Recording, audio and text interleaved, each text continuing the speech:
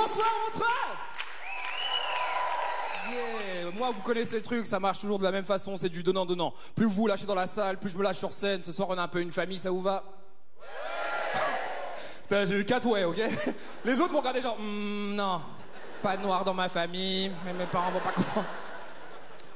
Mon ex était dans les délires zéro déchet et manger bio. Du coup, j'étais dans les délires zéro déchet et manger bio parce que j'avais envie de niquer. Et elle m'envoyait beaucoup faire les courses au magasin bio en bas de chez nous, tu vois. Et les magasins bio à Paris, je sais pas si c'est pareil en Suisse, mais c'est pas trop mon délire, ok? Parce que c'est très bobo blanc parisien. Quand je rentre dans le magasin, tout le monde me regarde genre wow, wow, surprise, wow, yeah, wouh, yeah, wow, yeah, wow. Waouh! Oh, t'es là? Ouais, waouh! Mec, Lidl, c'est derrière. Hein, tu vois. Alors, j'explique, parce que pour nous, les pauvres, en France, quand t'es pauvre, tu vas faire tes courses à Lidl. Vous, en Suisse, quand vous êtes pauvre, vous faites vos courses en France. Mais, il y a un truc, il y a un délire.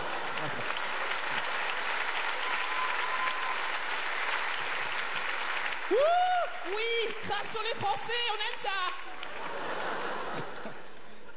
Mais je détestais aller dans ce genre de magasin un peu bio, tu vois. Je rentrais dans le magasin, t'avais le vigile qui se mettait devant moi, il me mettait un brassard orange, il fait, je savais pas que je finissais à 14h, et il se barre comme ça.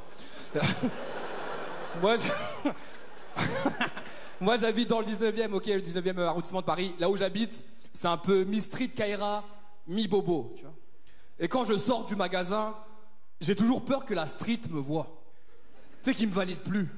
Qui me dénoirise. Oh, regarde de noir, t'es plus noir. Non. Qu'est-ce qui m'arrive? J'arrive plus à danser. Non.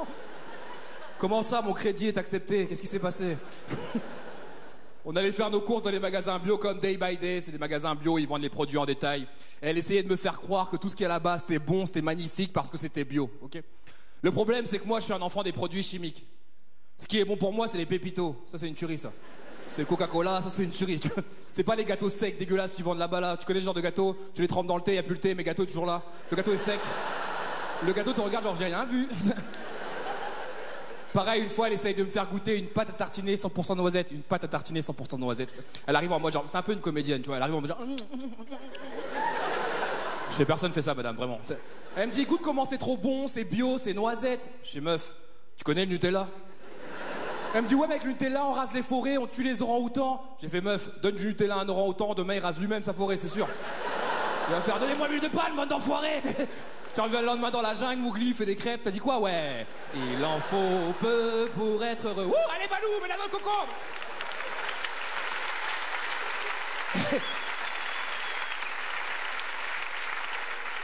Et la jungle se transforme en crêperie en 5 secondes, vraiment. C'est pas bien ce qu'on fait aux orang-outans. Vous avez vu? J'avais vu une photo la dernière fois d'un orang-outan qui était comme ça, genre on détruit ma maison. J'avais vu dans vos regards, il fait bien le singe, hein? Oui, il y a un truc, hein? On détruit ma maison. Déjà, leur visage, il est triste. Moi, c'est ça qui me rend triste chez les orang-outans. Leur visage, il est triste. On dirait, tu sais, un enfant qu'on a puni de sortie, genre non, je veux pas sortir. Je suis pas avec cette fille-là depuis un petit moment. Et avec elle, il m'est arrivé plein de galères, que des galères, ok? Je vous explique un truc, je vais peut-être vous raconter ma pire fois sur scène. Tu peux pas faire pire. C'était il y a peut-être un an. Il y a un an, je me suis fait huer devant 17 000 personnes à Bercy, une grande salle à Paris, en première partie de Lauryn Hill, du concert de Lauryn Hill. J'explique. Elle avait 2h30 de retard, ok? Les gens en avaient marre d'attendre, ça se voyait dans leur regard, ils en pouvaient plus, ok? Et la prod a rien trouvé de mieux que de nous envoyer pour aller les chauffer. Faire des blagues quand les gens sont énervés, très bonne idée. Vraiment, calmez-vous, on va faire des blagues. Et moi, j'y suis allé pour 3 raisons, ok? La première, parce que c'était Lauryn Hill, clairement. La deuxième, parce que c'était Bercy. Et la troisième, parce qu'il y avait ma copine de l'époque dans la salle, ok? Ça fait des mois qu'elle avait pris les places pour ce spectacle. C'est censé être son spectacle surprise, tu vois. Et moi, je voulais être la surprise de sa surprise. Elle a été surprise, ça je vous rassure. Ce soir-là, je suis avec Farid. Vous voyez tous Farid, les gars avec les locks, là. Enfin, on est en... il prend le micro en voix off et il fait Bercy, est-ce que vous voulez du stand-up? Là j'entends non, enculé. Je regarde Farid, je fais t'es sûr? Il fait ouais, ils sont chauds là, ils sont bien, franchement, waouh. La seule chose qui peut les calmer à ce moment-là, c'est Lauryn Hill, ok? Mais elle est pas là, elle est vraiment pas là. Et Farid, pour m'annoncer, il dure sur la première lettre de mon prénom qui est le L et il fait faites du bruit pour... Et je suis en mode Lauryn Hill, Lenny Bunga. J'ai vu 17 000 personnes s'éteindre d'un coup, tu vois. Là, je rentre sur scène, je vois les premiers rangs en mode genre dégage, enculé, je veux vivre. Ça se passe très mal. Et comme ça se passe mal, dans ma tête, je me dis, tu sais quoi? Je crois que je vais chanter. Je voulais prendre le micro et faire ready or not. Allez, tout le monde, allez. Ça se passe très mal. Devant, je me fais huer. Derrière, je me fais huer. Ça se passe mal dans tous les sens. Ça se passe tellement mal que je commence à stresser. Chose qui m'arrive très rarement, vraiment. Et en stressant, je sors la pire phrase de victime du monde. La phrase, c'était « Il faut me laisser du temps, les gars. Laissez-moi du temps. » Si je rajoutais « S'il vous plaît », j'ai dit leur pute. Tu vois ça? Ils m'auraient dit « Danse ». J'aurais fait « D'accord, laissez-moi du temps, s'il vous plaît. » Ça se passe très mal. Devant, je me fais huer. Derrière, j'entends « Sors de là, dégage, ils veulent pas de toi, enculé. Envoie Farid. » Je fais « Ok, super, merci pour le soutien, les gars, c'est parfait. » Je fais « Ok, Lenny, il faut que tu sortes, c'est maintenant. » Je fais « Ok. » Bercy, merci beaucoup, c'était Lenny Bunga. On n'est pas à Bercy, les gars. Oui, on veut que tu partes. Bercy, merci beaucoup, c'était Lenny Bunga. Ah, en vrai, j'ai pas fait ça. En vrai, j'ai fait Bercy, merci beaucoup, c'était Ahmed Silla. Merci beaucoup. Ils y ont vu que du feu, je te jure. Je sors, je passe le micro à Farid et dans mon regard, je lui fais mec, t'es sûr? T'as pas vu ce qui vient de se passer avant? Mais vous connaissez Farid, vous savez comment il est genre.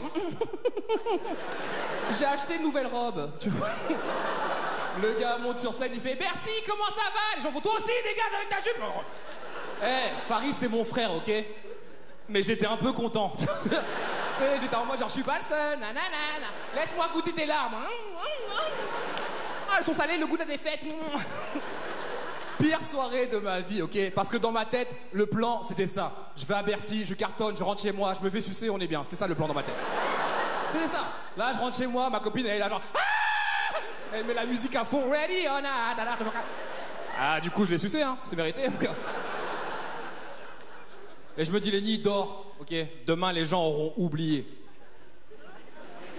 Je me réveille le lendemain, la première chose que je fais, réseaux sociaux. Okay. Là, je vois tout le monde qui fait « Farid s'est fait huer à Bercy !» Moi, je like. Et à 20h, je reçois un message d'un pote qui me dit « Mec, bravo, en vrai, bravo. Le clin d'œil de Yann Barthès dans l'émission Quotidien, bien joué. » Je dis « Quoi ?» Je regarde le replay de l'émission et pendant 45 minutes, ils avaient parlé de la catastrophe Lauryn Hill et ils avaient gardé 20 secondes de moi. C'est le moment où je fais « Il faut me laisser du temps, s'il vous plaît !» Comme une grosse victime. Et tout le monde a spéculé pour savoir pourquoi Lauryn Hill est arrivée en retard, ok? Il y en a qui ont dit qu'elle était droguée, d'autres qui ont dit qu'elle était à l'hôtel, d'autres au restaurant, et je vous donne la vraie raison, ok? Son équipe est venue nous voir juste avant, ils ont fait « Les gars, faites un peu plus long, ok? Lauryn Hill va avoir du retard parce qu'elle a du mal à choisir sa tenue. » Et derrière moi, j'ai entendu Farid faire « Je la comprends tellement !» Merci beaucoup, mon treuve, passez une excellente soirée.